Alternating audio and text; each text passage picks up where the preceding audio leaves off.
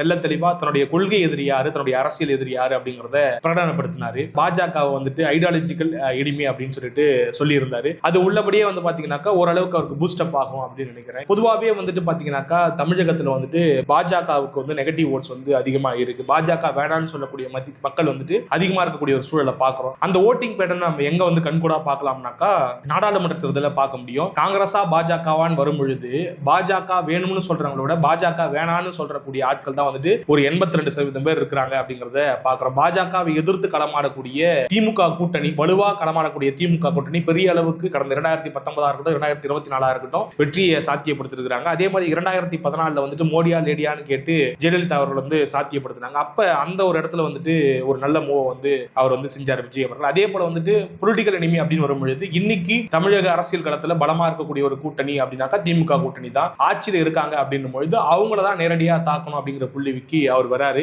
அப்ப அதுதான் அவருக்கு வந்து அரசியல் ஸ்ட்ரென்த் கொடுக்கும். யாரை அடிச்சா வந்துட்டு தனக்கு பலம் வரும் அப்படிங்கறத தெரிஞ்சு அதை வந்து செய்யறாரு என்னும் பொழுது அந்த மூவ் எல்லாம் வந்து ரொம்ப சிறப்பா இருக்கு.